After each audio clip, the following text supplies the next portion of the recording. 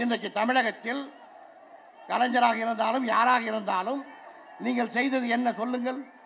நீங்கள் பேசிய பேச்சுகள் என்ன? ஐயா அவர்கள் சொன்ன சொல்லை மீறி இதுவரைக்கும் நடந்திருக்கிறாரா? கலைஞர் அவர்கள் என்ன சொன்னார்?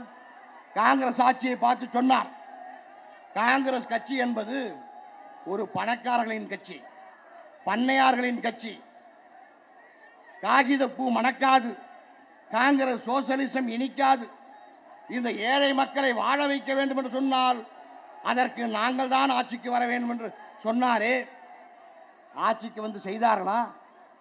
நீங்கள் சிந்தித்து பார்க்க வேண்டும். நாங்கள் அவர்களை பார்த்து கேட்கின்ற கேள்வி அதுதான். 50 ஆண்டு காலம் கழித்து கேட்கின்றோம், நீங்கள் ஆட்சிக்கு வருவதற்கு முன்பு என்ன சொன்னீர்கள்?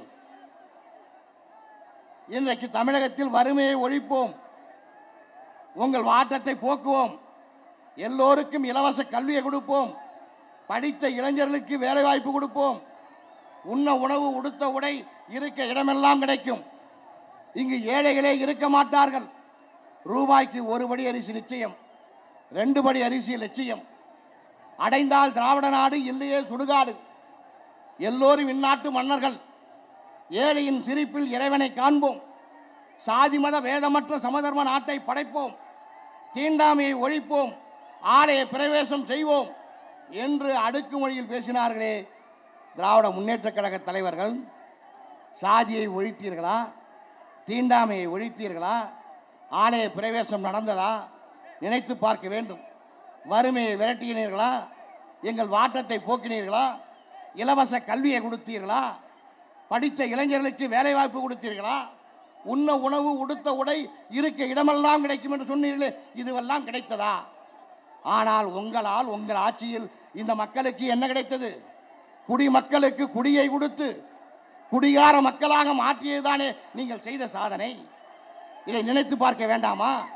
ஆக 50 ஆண்டு காலம் கழித்து இன்றைக்கு தளபதி ஸ்டாலின் அவர்கள் என்ன செய்கிறார்? எல்லா ஊருக்கு சென்று படித்த இளைஞர்களுக்கு வேலை கிடைக்கவில்லையா கேட்கிறார். ஆக வேலை வாய்ப்பு தருவேன் என்று சொன்ன நீங்கள் ஏன் தரவில்லை? சிந்தித்து பார்க்க வேண்டும். அதை தான் இன்றைக்கு நாங்கள் சொல்கிறோம். எங்கள் ஆட்சி வந்தால், எங்களுடைய முதலமைச்சர் வேட்பாளர் அன்புமணி அவர்கள் முதலமைச்சராக வந்தால், நாங்கள் இலவசமாக தொலைக்காட்சி, மிக்சி, கிரைண்டர், ஆடு மாடு, இலவச வேட்டி சேலை எல்லாம் தரமாட்டோம். இந்த நாட்டு மக்களுக்கு தேவையான பிள்ளைகள் படிப்பதற்கு இலவச கல்வியை கொடுப்போம், படித்த இளைஞர்களுக்கு வேலை வாய்ப்பு வழங்குவோம். ஆனால் திமுக அண்ணா திமுக ஆட்சியில் என்ன செய்தீர்கள்? கல்வி ஸ்தாபனங்களை அரசாங்கம் நடத்த வேண்டும். அந்த கல்வி கூடங்களை, பள்ளிக்கூடங்களை தனியார் முதலாளிகளுக்கு கொடுத்துவிட்டு தனியார் நடத்த வேண்டிய சாராய கடையை அரசாங்கம் நடத்தி கொண்டு ஆண்ட முதலமைச்சர், இன்றைக்கு ஆண்டு கொண்டிருக்கின்ற முதலமைச்சர் தினதோறும் சாராய கணக்கு வரவு செலவு பார்க்கின்ற வேலைதானே நடக்கின்றது. இதை விட கேவலம் இந்த நாட்டில் வேறு என்ன இருக்கிறது? இதை சிந்தித்து பார்க்க வேண்டாமா? இவ்வளவு அட்டகாசம் செய்துவிட்டு ஏன் இவர்கள் திருப்பும் தேர்தலை சந்திப்போம், நாங்கள் வெற்றி பெறுவோம் என்று நினைக்கிறார்கள் என்று சொன்னால், கோடிக்கணக்கில் பணம் இருக்கு. இந்த நாட்டு மக்களுக்கு தந்தை பெரியார் சொன்ன சுயமரியாதை, தன்மான உணர்வு எதுவும் கிடையாது.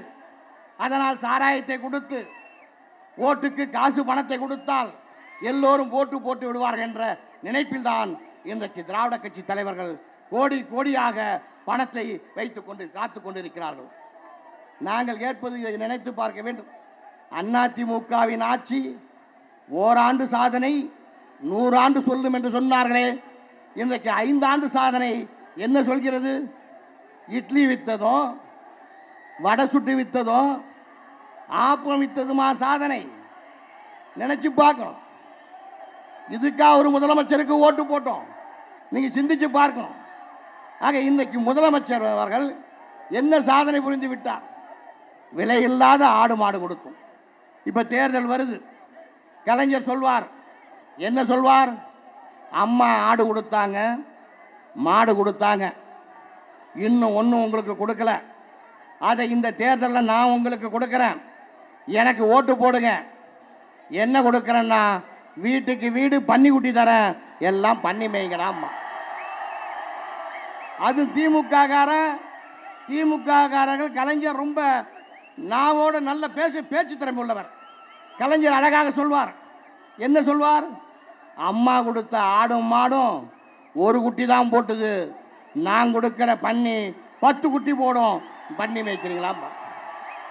ஆக ஆடு மேய்க்க சொல்வது, மாடு மேய்க்க சொல்வது, பன்னி மேய்க்க சொல்வது ஒரு சாதனையா? ஐயா என்ன சொல்றார்? இந்த நாட்டு பிள்ளைங்களுக்கு கல்வியை கொடுங்க, நீ படிக்கணும், இந்த மாணவர்கள் படிச்சுட்டு டாக்டரா வரணும், இன்ஜினியரா வரணும், கலெக்டரா வரணும் சொல்ற. ஆனா அம்மாவும் கலைஞரும் சொல்றாங்க ஆடு மேய்க்க சொல்றாங்கன்னா, ஐயா சொல்ற படிக்க சொல்றார், அம்மா ஆடு மேய்க்க சொல்றாங்க. ஐயா படிக்க சொல்றார், அம்மா குடிக்க சொல்றாங்க. எது நல்லாச்சு? எது நல்லாச்சு? நீங்க நினைச்சு பார்க்கணும். ஆக ஓட்டுக்கு பணத்தை வாங்கிட்டு போடுறோமே, இதை நீ சிந்திச்சு பார்க்க வேண்டாமா? இந்த வெக்க கேடு இந்தியாவில் எந்த மாநிலத்திலும் நடக்கல. அததான் ஐயா சொல்றார். தமிழகத்தில் எந்த ஒரு அரசியல் கட்சி தலைவராவது சொல்வதற்கு தகுதி இருக்கிறதா, துணிச்சல் இருக்கிறதா? நாளைக்கே சொல்லட்டும், கலைஞர் சொல்லட்டும், அம்மையார் ஜெயலலிதா சொல்லட்டும், என்னுடைய ஓட்டு விற்பதற்கல்ல. ஐயா அவர்கள் சொல்கிறார், நாங்கள் ஓட்டுக்கு பணம் கொடுக்க மாட்டோம், பணம் கொடுத்து ஓட்டை வாங்க மாட்டோம் என்று ஐயா அவர்கள் சொல்கிறார். இந்த துணிச்சல் கலைஞருக்கு வருமா? அம்மையார் ஜெயலலிதாவுக்கு வருமா? நாளைக்கு தயாரா? ஒரு பைசா காசு கொடுக்காமல் 50 ஆண்டு காலம் நாங்கள் செய்த சாதனையை சொல்லி ஓட்டு வாங்குவதற்கு திமுக தயார், அண்ணா திமுக தயார் என்று சொல்வதற்கு இந்த தலைவர்கள் தயாராக இருக்கிறார்களா? ஆக அதற்கு தயாரில்லை. ஆக நீங்கள் செய்த ஆட்சி மிக கேவலமான ஆட்சி. இந்த நாட்டு மக்களின் வாழ்க்கை சீரழிந்தது. சாராய கடை திறந்து பெண்களின் தாலியை அறுத்தார்கள், விதவையாக்கப்பட்டார்கள் பெண்கள். தமிழகத்தில் வாழ்கின்ற அனைத்து பெண்களும் கண்ணீரும் கம்பளையுமாக வாழ்ந்து கொண்டிருக்கிறார்கள். அவர்கள் கண்ணீருக்கு காரணம் கலைஞர், எம்ஜிஆர், ஜெயலலிதா. ஆக இப்படிப்பட்ட ஒரு கேவலமான ஆட்சி செய்துவிட்டு நீங்கள் ஒரு தன்மான உள்ள தலைவராக இருந்திருந்தால், சுயமரியாதை உள்ள தலைவராக இருந்தால், நான் தவறான ஒரு ஆட்சி செய்து விட்டேன், இந்த தமிழ்நாட்டு மக்களுக்கு அதர்மத்தை புரிந்து விட்டேன், என் தவறை நான் ஒத்துக்கொள்கிறேன், இனி நாங்கள் தேர்தலில் நிற்க மாட்டோம், எங்கள் கட்சியை கலைத்து விடுகிறோம் என்று சொன்னால் நீங்கள் ஒரு சரியான தலைவர், மக்களை நேசிக்கின்ற தலைவர், தமிழ்நாட்டை நேசிக்கின்ற தலைவர் என்று சொல்லலாம். ஆனால் இன்றைக்கு பார்த்தோமே, இன்றைக்கு உலகம் முழுவதும் பார்த்திருப்பார்களே, எங்களுடைய முதலமைச்சர் வேட்பாளர் அன்புமணி அவர்கள் என்ன சொன்னார்? நான் சொல்வது இலவச கல்வி, இலவச மின்சாரம், விவசாயிகளுக்கு இலவச திட்டம், மருத்துவர்களுக்கு இலவசம், நீராதாரத்தை பெருக்குவோம், இன்னும் பல திட்டங்களை சொல்லி இதையெல்லாம் செய்வேன். இதை நான் செய்ய முடியவில்லை என்றால் அந்த பொறுப்பின் மீது ஆசை உண்டு, அந்த பொறுப்பில் நான் இருக்க மாட்டேன், என்னை விட இன்னொருவன் தகுதியாக வந்தால் அந்த பொறுப்பை விட்டு நான் விலகுவேன் என்று சொன்னாரே, அதுதான் அவருக்கு உண்டான அழகு. இப்படியல்லவா நாட்டை ஆண்ட தலைவர்கள் சொல்ல வேண்டும்? ஆனால் இதற்கு கேட்கிறார்கள் வாரிசு அரசியல் என்று. என்ன வாரிசு அரசியல்? என்ன வாரிசு அரசியல்? உலக மாவீரன் அலெக்சாண்டரின் கதையை படித்திருப்பீர்கள். வாரிசு அரசியல் சொல்கின்ற தலைவர்கள் அந்த அலெக்சாண்டரிடம் அவருடைய தந்தை என்ன சொன்னார்? என் மகன் அலெக்சாண்டரே, இந்தியா என்ற ஒரு அற்புதமான நாடு இருக்கின்றது, அந்த நாட்டை இதுவரைக்கும் நான் வென்றதில்லை, என் வாழ்க்கையில் வெல்ல முடியவில்லை, செல்ல முடியவில்லை, நீ அந்த நாட்டை வெல்ல வேண்டும், அந்த நாட்டுக்கு செல்ல வேண்டும், அதுதான் உன் தந்தையின் ஆசை, அதை நீ நிறைவேற்ற வேண்டும் என்று சொன்னார் அலெக்சாண்டரின் தந்தை. அவர் தந்தையின் ஆசையை நிறைவேற்றுவதற்கு அலெக்சாண்டர் படையெடுத்து வந்து இந்தியா வரைக்கும் என்று வென்றார். அதுபோல்தான் எங்களுடைய நிறுவன தலைவர் தமிழ போராளி மருத்துவ ஐயாவின் ஆசை. இந்த தமிழகத்தில் ஒரு நல்லாட்சி தர வேண்டும், ஒரு சொட்டு மது இல்லாமல் மதுவை ஒழிக்க வேண்டும். இந்த தமிழகத்தின் முதலமைச்சராக யாரும் விவசாயிகள் வரவில்லை, விவசாயிகளின் கஷ்டங்கள் தெரியவில்லை, விவசாயிகளின் வாழ்க்கை வளம் பெற வேண்டும். தமிழகத்தில் குடிசைகளே இருக்கக்கூடாது, அனைத்தும் கல்லூடாக சிமெண்ட் காங்கிரீட் வீடாக மாற வேண்டும். இங்கு இலவச கல்வியை வழங்க வேண்டும். படித்த இளைஞர்கள் அண்டை நாடுக்கு சென்று வேலைக்கு செல்லக்கூடாது, சொந்த நாட்டில் வேலை செய்ய வேண்டும். இல்லாமை என்பது யாருக்கும் இருக்கக்கூடாது, எல்லோருக்கும் எல்லாம் கிடைக்க வேண்டும்.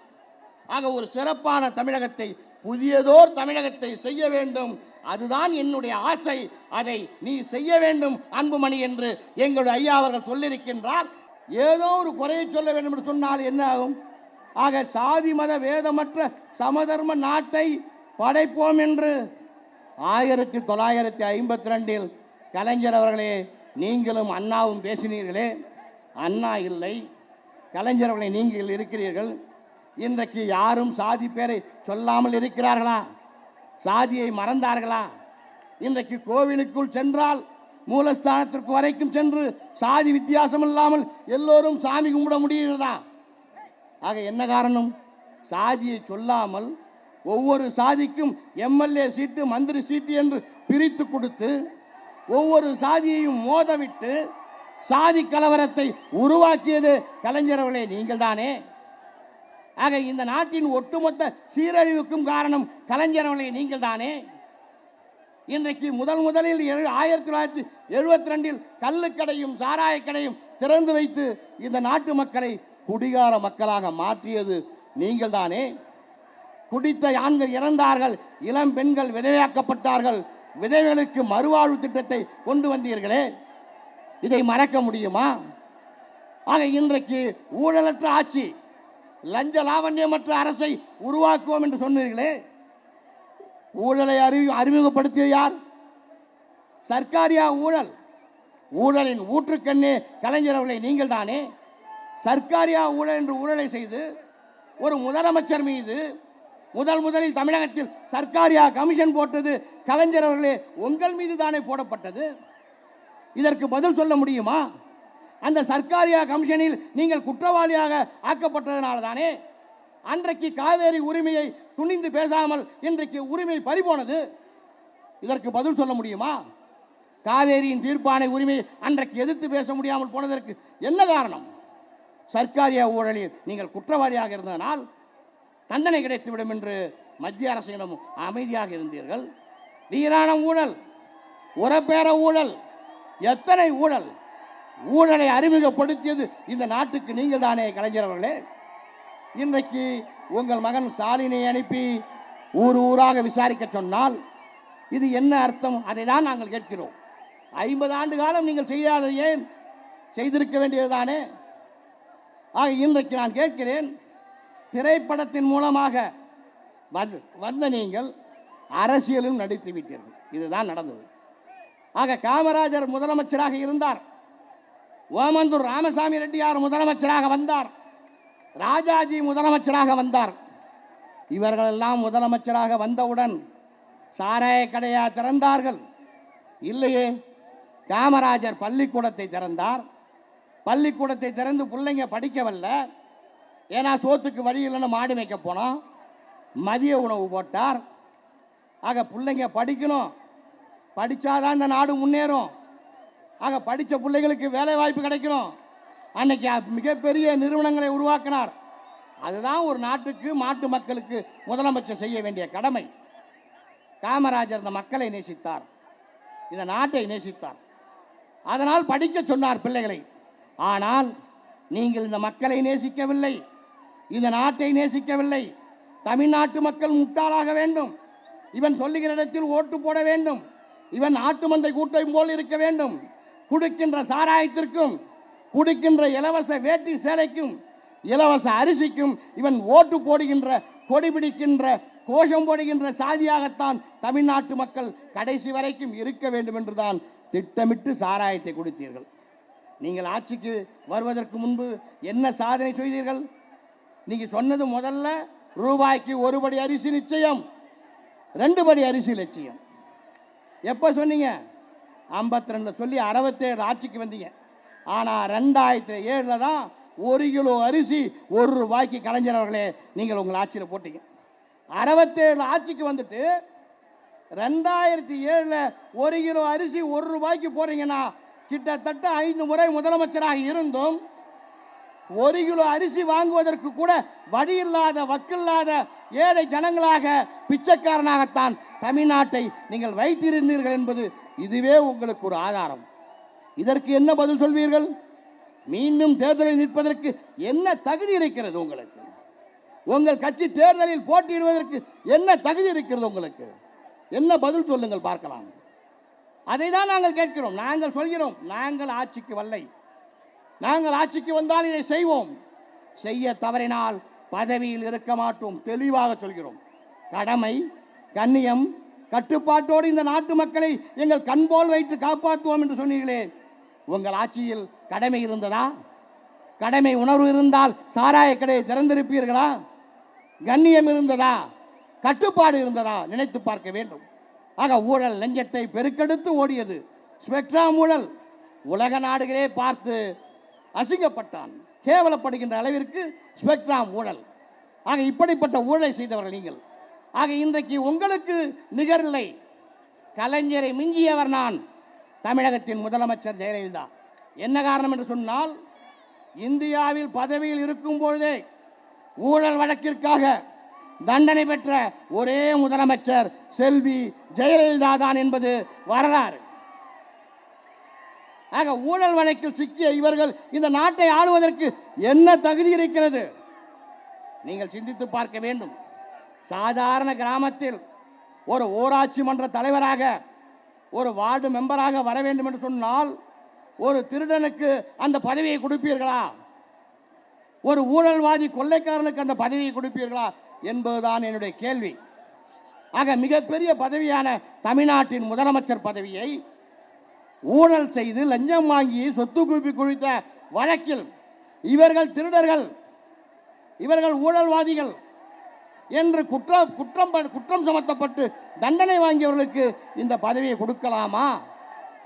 ஆக காசு கொடுத்தால், பணம் கொடுத்தால் எதை வேண்டுமென்றாலும் நாம் விட்டு கொடுத்து விட முடியுமா? தந்தை பெரியார் சொன்ன சுயமரியாதை தன்மானத்தோடு வாழ வேண்டியவன் தமிழ்நாட்டு மக்கள் இல்லையா? நினைத்து பார்க்க வேண்டாமா? கேவலம் ஓட்டுக்கு 100 ரூபாய் 200 ரூபாய், மிஞ்சி போனா 500 ரூபாய்.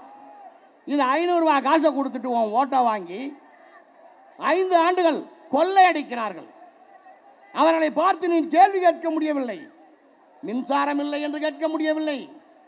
காவேரியில் தண்ணீர் இல்லை, பாலாற்றில் தண்ணீர் இல்லை. காவேரி, தென்பெண்ணை, பாலாறு உன் கனவிலும் வந்து பாயாது என்று திராவிட கட்சி ஆட்சியில் மாறிவிட்டது. ஆக நாட்டு பாசனம் இல்லை. பிள்ளைகளுக்கு கல்வி கற்பதற்கு பள்ளிக்கூடங்களில் எல்கேஜி செய்கிறால் லட்சக்கணக்கில் பணம். ஆக இதையெல்லாம் பணத்தை கொடுத்து ஓட்டு வாங்குகிறார்களே, அவர்களை பார்த்து நீ கேட்க முடியுமா? நீ நினைத்து பார்க்க வேண்டும். அதை தான் நாங்கள் இங்கு சொல்கிறோம். பணத்தை கொடுத்து உன் ஓட்டை பெற்றுக் கொள்கிறார்கள். இன்னைக்கு 100க்கு 99% குடிகாரனாக இருக்கிறான் தமிழ்நாட்டில் உள்ள ஆண்கள். ஒரு குடும்பத்தில் ஒருவன் குடித்துக் கொண்டிருக்கிறான்.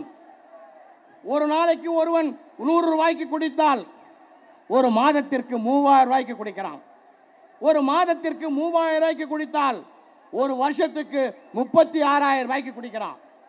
ஒரு வருஷத்துக்கு 36,000 என்று சொன்னால் 5 வருஷத்துக்கு 1,80,000 ரூபாய்க்கு மேல ஒரு ஆள் சாராயம் குடிப்பதனால் இந்த அரசாங்கம் சாராயத்தை கொடுத்து உன் உழைப்பாளிகள், வேலை மக்களின் வேலை சிந்துகின்ற பணத்தை சுரண்டுகிறான், பிடுங்குகிறான். இது எவ்வளவு பெரிய அநியாயமான ஆட்சி!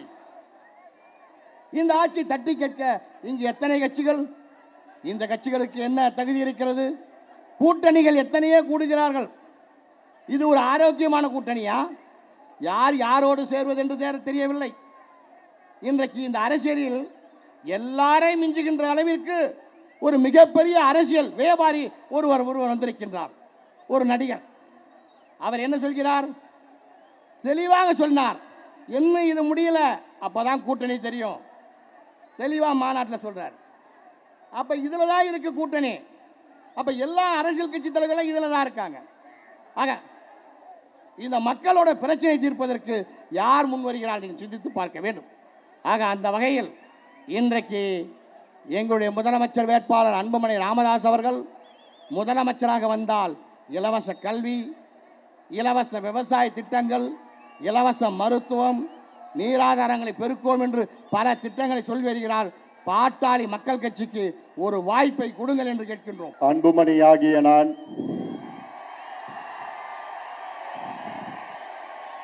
பூரணமாக மதுவை ஒழித்து தமிழக மக்களின் நலன் காப்பேன். தமிழகத்தின் வளர்ச்சியை கெடுக்கும் ஊழலை ஒழித்து நிர்வாகத்தை சீர்படுத்துவேன். மக்களின் அடிப்படை உரிமைகளான கல்வி மற்றும் சுகாதாரத்தின் தரத்தை உயர்த்தி இலவச சேவைகளாக்குவேன். நீர்வளத்தை பெருக்கி நவீன தொழில்நுட்பங்களுடன் வேளாண் புரட்சி செய்வேன். தொழில் வளத்தை பெருக்கி ஒரு வீட்டுக்கு குறைந்தது ஒருவருக்கு வேலை உறுதி செய்வேன். உங்கள் ஒவ்வொருவரையும் தன்மானத்தோடு கண்ணியமாக வாழ வழி செய்வேன். வாருங்கள், இணைவோம், புதியதோர் தமிழம் செய்வோம். மற்ற கட்சிகளுக்கு நான் சவால் விடுகின்றேன். இத்தனை இளைஞர்களை நீங்கள் கூட்டுங்கள், பார்க்கலாம்.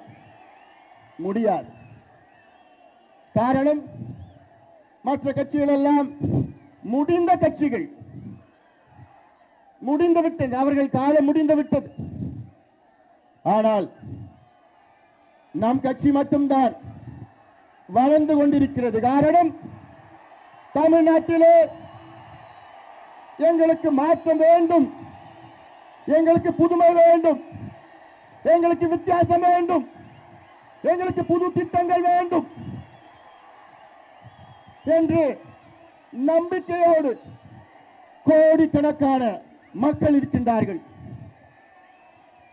அத்தனை மக்களும் திமுக வேண்டாம், அண்ணா திமுக வேண்டாம், எங்களுக்கு வேண்டியது பாட்டாளி மக்கள் கட்சி, அன்புமணிக்கு நாங்கள் வாய்ப்பு கொடுப்போம் என்ற ஒரு முடிவெடுத்திருக்கின்றார்கள்.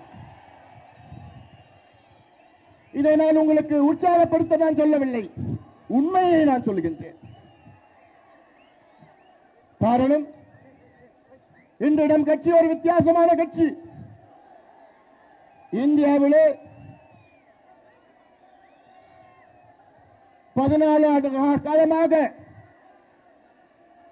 வரைவு நிதிநிலை அறிக்கை, ஷேடோ பட்ஜெட் போட்ட எந்த கட்சியும் கிடையாது, பாட்டாளி மக்கள் கட்சி தவிர. 7 ஆண்டு காலமாக வேளாண் துறை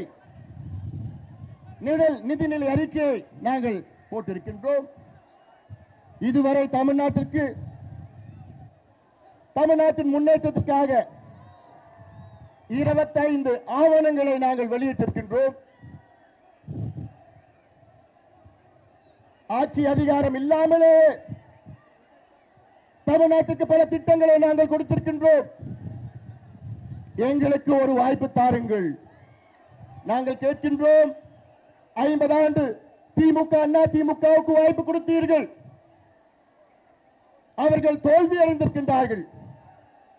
You have given them an opportunity, they have failed miserably. நாங்கள் கேட்பதெல்லாம் 5 ஆண்டு எங்களுக்கு கொடுத்து பாருங்கள், அதிகமா எனக்கு வேண்டாம்.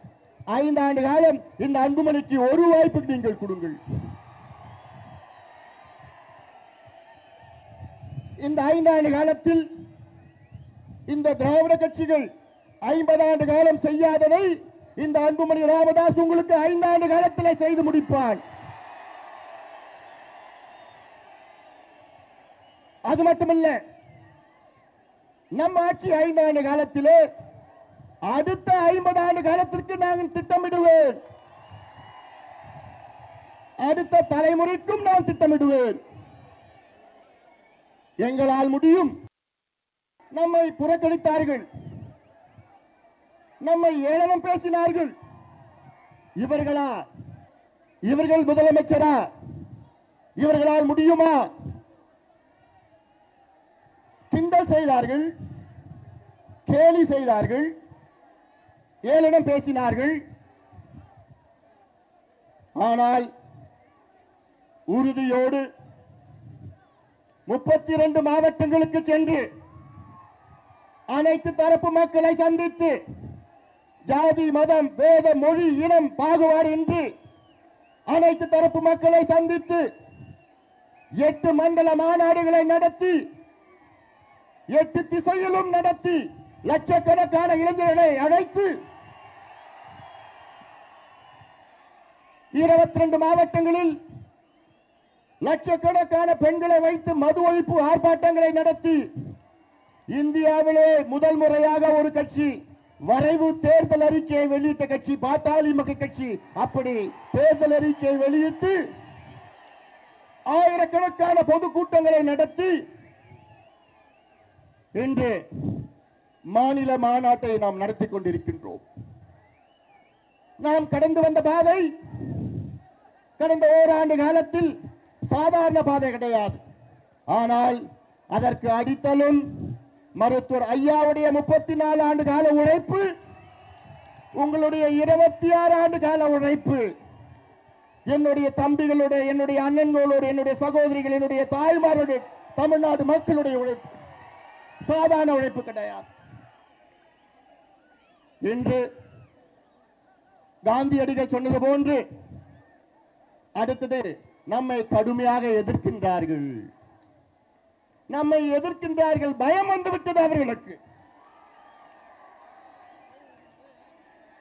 அவர்களுக்கு இன்றுதான் பயம் வந்துவிட்டது. காந்தி அவர்கள் சொன்ன கடைசி வார்த்தை, இறுதியிலே நாம் வெற்றி பெறுவோம், இறுதியிலே நாம் வெற்றி பெறுவோம், வெற்றி வெற்றி வெற்றி. இன்னும் 2 மாதத்திலே நாம் வெற்றி பெற இருக்கின்றோம். ஆக இதையெல்லாம் மக்கள் பார்க்க வேண்டும். இங்கே லட்சக்கணக்கான இளைஞர்கள் கூடியிருக்கிறீர்கள். தொலைக்காட்சி மூலமாக கோடிக்கணக்கான தமிழக மக்கள் பார்த்துக் கொண்டிருக்கின்றார்கள். தமிழ்நாட்டில் ஏன் ஆட்சி மாற்றம் வர வேண்டும்? இதுவரை தமிழ்நாட்டில் வேறு வழி கிடையாது, வேறு மாற்று சக்தி கிடையாது, வேறு மாற்று கட்சி கிடையாது. There was just a choice between the devil and the deep sea. devil என்றால் சாத்தான் ஒரு பக்கம், deep sea என்றால் ஆழ்கடல் ஒரு பக்கம். 50 ஆண்டு காலமாக சாத்தான் ஆழ்கடல், சாத்தான் ஆழ்கடல் என்று மக்கள் மாறி மாறி வாக்களித்தார்கள். ஆனால் முதல் முறையாக 50 ஆண்டு காலத்திலே ஒரு மாற்று இருக்கிறது. Now there is a choice. There is a choice between the devil on one side, the deep sea on one side, and the doctor in the center. இப்பொழுது மக்களுக்கு ஒரு வாய்ப்பு இருக்கிறது. ஒரு பக்கம் சாத்தான், மற்றொரு பக்கம் ஆழ்கடல். ஆனால் இருவருக்கும் மத்தியில் இருப்பது ஒரு டாக்டர், ஒரு மருத்துவர் என்று மக்களுக்கு ஒரு வாய்ப்பு இருக்கிறது. இந்த வாய்ப்பை நீங்கள் பயன்படுத்திக் கொள்ளுங்கள். எனக்கு பதவி ஆசை கிடையாது. 35 வயதிலே நான் பதவிகளை பார்த்து விட்டேன். என்னுடைய ஆசை தமிழகம் முன்னேற வேண்டும். உங்கள் ஒவ்வொரு வாழ்க்கையில் முன்னேற்றம் வேண்டும். இதுதான் என்னுடைய ஆசை, என்னுடைய கனவு. இன்று தமிழ்நாடு பெரிய மாநிலங்கள் உள்ள 21 மாநிலங்கள் இந்தியாவில் இருக்கிறது. பெரிய மாநிலங்கள் மொத்தம் 29 மாநிலங்கள். அதில் பெரிய மாநிலம் 21. 21 மாநிலத்தில் தமிழகம் இன்று 21வது இடத்தில் இருக்கிறது. வெட்கக்கேடு, வெட்கக்கேடு. அதனால்தான் மக்கள் இன்று துடித்துக் கொண்டிருக்கின்றார்கள். எனக்கு முன்பு திரு சுப்பிரமணியம் என்ற ஒரு சார்ட்டர்ட் அக்கவுண்டன்ட் பேசினார். அவர் மனதார பேசினார், உணர்வுபூர்வமாக பேசினார். அவரை போன்று தமிழ்நாட்டிலே கோடிக்கணக்கான மக்கள் காத்துக் கொண்டிருக்கின்றார்கள். அந்த மாற்றம் எப்போ வரும், எப்போ வரும், யாரால் வரும் என்று காத்துக் கொண்டிருக்கின்றார்கள். நிச்சயமாக வரும். பாட்டாளி மக்கள் கட்சியால் வரும். அதற்கு தமிழ்நாட்டில் உள்ள அத்துணை தரப்பு மக்களும் நல்ல முடிவெடுங்கள். போதும், திமுக போதும், அண்ணா திமுக போதும் என்று தமிழ்நாட்டிலே களத்தில் தைரியமாக வீரநடை போட்டுக் கொண்டிருக்கின்ற ஒரே கட்சி பாட்டாளி மக்கள் கட்சி மட்டும்தான். நாங்கள் யாரையும் எதிர்பார்க்கவில்லை. எங்களுக்கு யாரும் தேவையில்லை. ஐயா அவர்கள் சொல்லியிருக்கின்றார், இந்த தேர்தலை பொறுத்தவரை திமுக அண்ணா திமுகவை தவிர வேறு யாரு வேண்டுமானால் எங்களுடன் வரலாம். வந்தால் மகிழ்ச்சி, வரவில்லை என்றால் மிக்க மகிழ்ச்சி.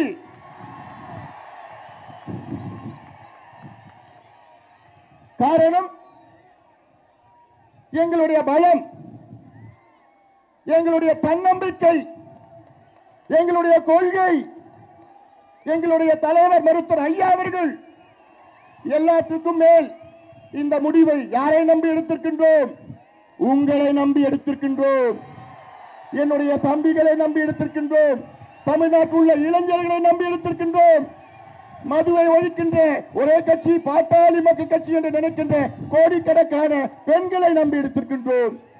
எங்களுக்கு மாற்றம் வேண்டும். 50 ஆண்டு காலம் ஆட்சி செய்த திமுக அண்ணா திமுக வேண்டாம். அந்த மாற்றத்தை கொடுக்கின்ற அந்த மக்களை நம்பி நாங்கள் எடுத்திருக்கின்றோம். இன்று தைரியமாக களத்தில் இருக்கின்ற ஒரே கட்சி நாம் மட்டும்தான். 66 வயது உள்ள திமுக தனியாக போட்டியிட பயந்து கொண்டிருக்கிறது. 44 வயது உள்ள அண்ணா திமுக தனியாக போட்டியிட பயந்து கொண்டிருக்கிறது. கலைஞர் அவர்கள் யாராவது வரமாட்டாங்களா, யாராவது வாங்கலன்னு பார்த்துக் கொண்டிருக்கின்றார். இன்று தமிழ்நாட்டில் மக்களுடைய முதன்மை பிரச்சனை மது பிரச்சனை. இந்த 1,97,00,000 குடும்பங்களில் பாதிக்கப்படாத குடும்பங்களே கிடையாது. ஒவ்வொரு குடும்பத்திலும் யாராவது பாதிக்கப்பட்டிருப்பார்கள். தாத்தாவோ அப்பாவோ கணவரோ பிள்ளையோ பேரப்பிள்ளைகளோ மாமனோ மச்சானோ, இப்படி அனைவருக்கும் பாதிப்பு, அனைத்து குடும்பங்களுக்கும் பாதிப்பு. இந்தியாவிலே அதிக மது விற்கின்ற மாநிலம் தமிழ்நாடு. இந்தியாவிலே அதிக இளம் விதவைகள் உள்ள மாநிலம் தமிழ்நாடு. இந்தியாவிலே அதிக சாலை விபத்துக்கள் நடக்கின்ற மாநிலம் தமிழ்நாடு. இந்தியாவிலே அதிக தற்கொலை நடக்கின்ற மாநிலம் தமிழ்நாடு. இதற்கு காரணம் மது. உலகத்தில் எந்த அரசாங்கமும் மதுவை திணிப்பது கிடையாது. ஆனால் இப்பொழுது நடக்கின்ற இந்த அதிமுக அரசாங்கம் மதுவை திணிக்கின்ற ஒரு அரசாங்கமாக இருக்கிறது. இந்தியா உலக அளவிலே எந்த மாநிலத்தினுடைய வருமானம் 1/3 பங்கு மதுவால் வருவது கிடையாது, தமிழ்நாட்டை தவிர. தமிழ்நாட்டில் ஆண்டுதோறும் 2 லட்சம் பேர் மதுவால் இறக்கின்றார்கள். இவ்வளவு பெரிய பாதிப்பு, கோடிக்கணக்கான குடும்பங்கள் பாதிப்பு. இன்று 4 வயது குழந்தை மது குடிக்க தொடங்கிவிட்டான். பெண்கள் குடித்துக் கொண்டிருக்கின்றார்கள், மாணவர்கள் குடித்துக் கொண்டிருக்கின்றார்கள். இந்த நிலைமை தொடர்ந்தால் அடுத்த தலைமுறை இல்லாம போய்விடும். இதனால்தான் மருத்துவர் ஐயா அவர்கள் 34 ஆண்டு காலமாக மதுவை ஒழிப்போம் என்று புறப்பட்டு பல போராட்டங்கள் ஆர்ப்பாட்டங்கள் நடத்தி பாட்டாளி மக்கள் கட்சி 26 ஆண்டு காலமாக மதுவை எதிர்த்து போராடி கொண்டு வருகிறது. இன்று தமிழ்நாட்டில் யாரு கேட்டாலும் எங்கு சென்றாலும் மதுவை ஒழிக்கின்ற எந்த கட்சி என்று கேட்டால் அவர்கள் சொல்வார்கள் பாட்டாளி மக்கள் கட்சி மட்டும்தான். காரணம், இது அரசியலுக்காக நாங்கள் செய்யவில்லை, இது ஓட்டுக்காக நாங்கள் செய்யவில்லை, இது எங்களுடைய கடமை. ஐயா ஒரு மருத்துவர், நான் ஒரு மருத்துவர், எங்களுக்கு தெரியும் மதுவால் எவ்வளவு பாதிப்பு. உணர்வு பூர்வமாக நாங்கள் செய்கின்றோம். கோடிக்கணக்கான மக்களுடைய பிரச்சனை இது.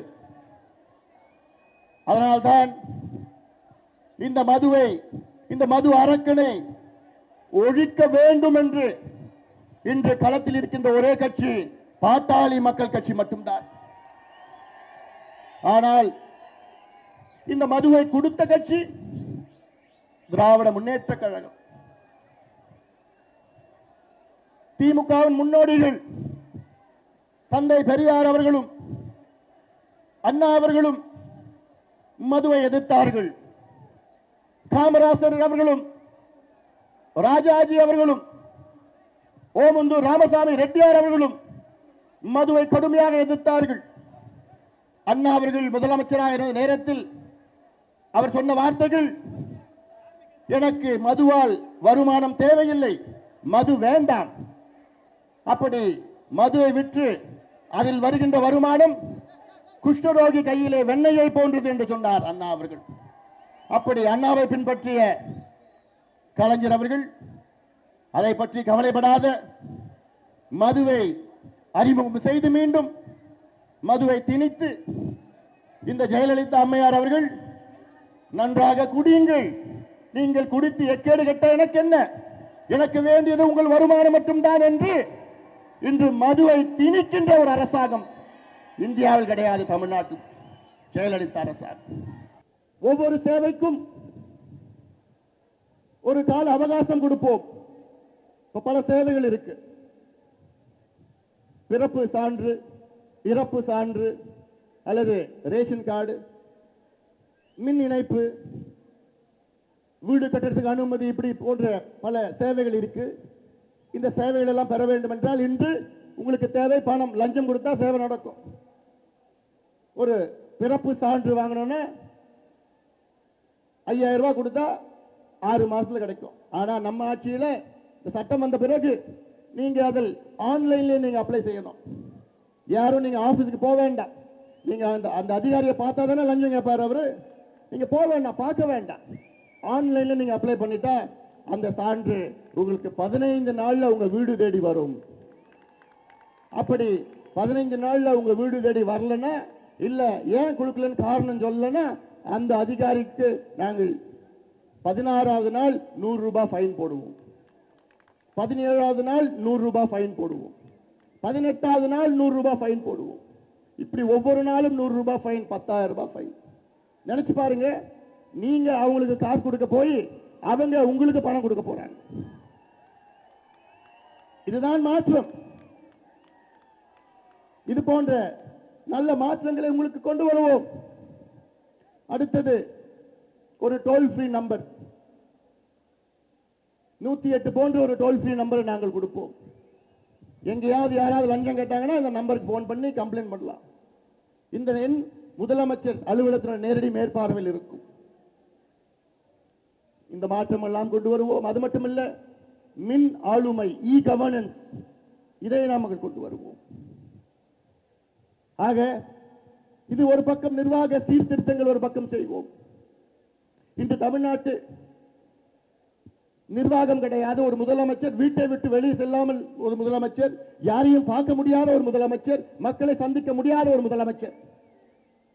அப்படி ஒரு முதலமைச்சர் தேவையா? நிச்சயமா இல்லை. இந்த அம்மையார் சொன்னார்கள், பதவிக்கு வந்த நாள் 2011 சொன்னார்கள், கடந்த ஆட்சியாளர் திமுக ஆட்சியிலே கஜானாவை காலி செய்து விட்டார்கள் என்று ஜெயலலிதா அவர்கள் சொன்னார். அப்பொழுது தமிழ்நாட்டுடைய நிர்வாக கடன் 1,05,000 கோடி ரூபாய்.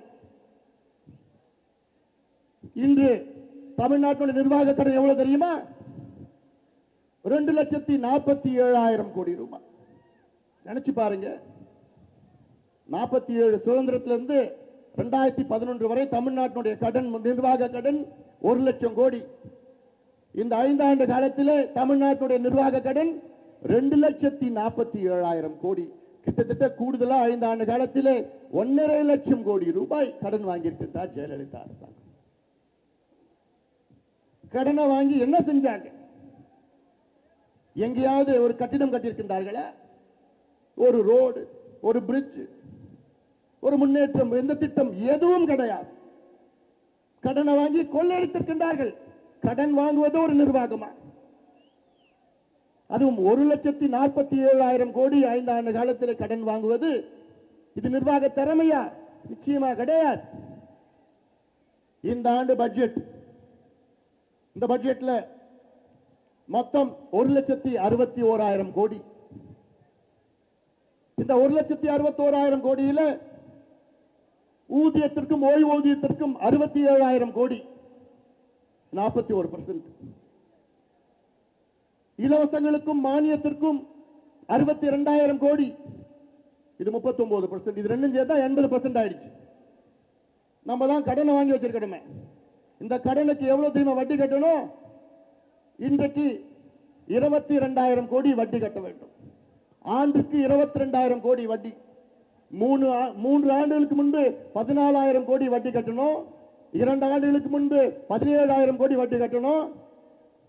கடந்த ஆண்டு 20,000 கோடி வட்டி, இன்னைக்கு 23,000 கோடி வட்டி. இது மூணுக்கும் சேர்த்து எவ்வளவு வரும் தெரியுமா? 1,50,000 கோடி. பட்ஜெட் எவ்வளவு? 1,61,000 கோடி பட்ஜெட்.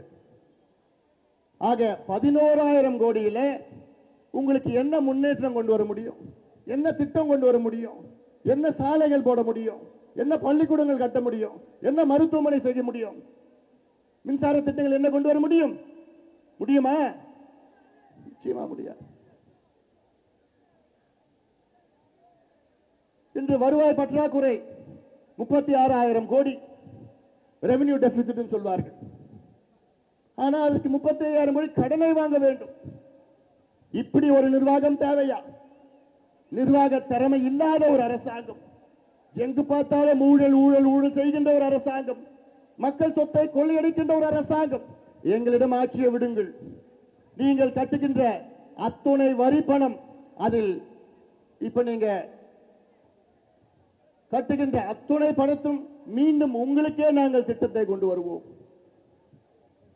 ஒரு பைசா கூட அதுல ஊழல் நடக்காது. எவ்வளவு வரியை நீங்க கட்டுறீங்களோ அத்துணை வரிகளும் மீண்டும் உங்களுக்கே நாங்கள் திருப்பி கொடுப்போம், திட்டமாக கொடுப்போம். இதில் நீங்கள் ஆடிட் செய்யலாம், சோசியல் ஆடிட் செய்யலாம். ராஜீவ் காந்தி ஒரு காலத்தில் சொன்னார், 85 ஒரிசாவுக்கு சென்று சொன்னார், அரசாங்கம் 1 ரூபாய் கொடுத்தா அதுல வெறும் 17 பைசா தான் மக்களுக்கு போய் சேருது. இன்னைக்கு தமிழ்நாட்டில் பாத்தீங்கன்னா அது கூட போய் சேரல. ஒரு ரோட போடுறான் 6 மாசம், அதுக்கு பிறகு மறுபடியும் அதே மாதிரி ரோட போடுறான் 6 மாசம், மறுபடியும் ரோடு போடுறான். சிங்கப்பூர்ல ஒரு ரோடு போட்டா 10 வருஷம் அந்த ரோடு தாங்கணும். அப்படி 10 வருஷம் அந்த ரோடு தாங்கலன்னா அந்த கான்ட்ராக்டரை ஜெயிலுக்கு போடுவான், ஜெயில போடுவாங்க. அந்த சட்டத்தை இங்க கொண்டு வந்தா ஒரு கான்ட்ராக்ட் வெளியில சுத்திட்டு இருக்க மாட்டாங்க, எல்லாம் ஜெயில தான் இருப்பாங்க. 10 மாசம் கூட ரோடு வராது. இதையெல்லாம் நாங்கள் மாற்றுவோம். தேவை ஒரு வாய்ப்பு. சட்டமன்றம் நடக்குது தமிழ்நாட்டில். அம்மா மன்றம், அம்மா பத்தி தான் பேசணும். அம்மாவை பத்தி தொடங்கணும், அம்மா பத்தி முடிக்கணும். ஜனநாயகம் கிடையாது. எதிர்கட்சி ஏதாவது பேசணும்னா மைக் ஆஃப் பண்ணிடுவாங்க. அதை மீறி குண்டு கட்ட வெளியில தூக்கி போடுவோம். எங்கள் ஆட்சியிலே சட்டமன்ற மரபுகளை நாங்கள் கடைபிடிப்போம். சட்டமன்றத்தில் எதிர்கட்சிகளுக்கு 70 விழுக்காடு நாங்கள் வாய்ப்பு கொடுப்போம். ஆளும் கட்சிக்கு வெறும் 30 விழுக்காடு தான் நாங்கள் பேச வைப்போம். அது மட்டுமல்ல, நேரடி ஒளிபரப்பு, சட்டமன்றம் நடக்கிறதெல்லாம் நேரடி ஒளிபரப்பு, லைவ் டெலிகாஸ்ட் நாங்கள் செய்வோம். இந்த அம்மாட்ட கேட்டோம், ஏமா லைவ் டெலிகாஸ்ட் பண்ணுங்கன்னா என்ன சொல்றாங்க, பதில் சொல்றாங்க தெரியுமா? பணம் இல்ல. அரசாங்கத்துக்கிட்ட 15 கோடி இல்லையா. ஒரே ஒரு பத்திரிகைக்கு கடந்த ஒரு வருஷத்துல 300 கோடி ரூபாய் விளம்பரம் கொடுத்திருக்காங்க ஒரு பத்திரிகை. ஆனா 15 கோடி ரூபாய் சட்டமன்றம் நடக்கின்ற அந்த விவாதங்கள்லாம் ஒளிபரப்புறதுக்கு 15 கோடி ரூபாய் இல்லையா. ஆனா இப்ப லைவ் டெலிகாஸ்ட் நம்ம சட்டமன்றத்தில் பார்த்தோம்னா அவ்வளவுதான். ஆனா நம்ம ஆட்சியில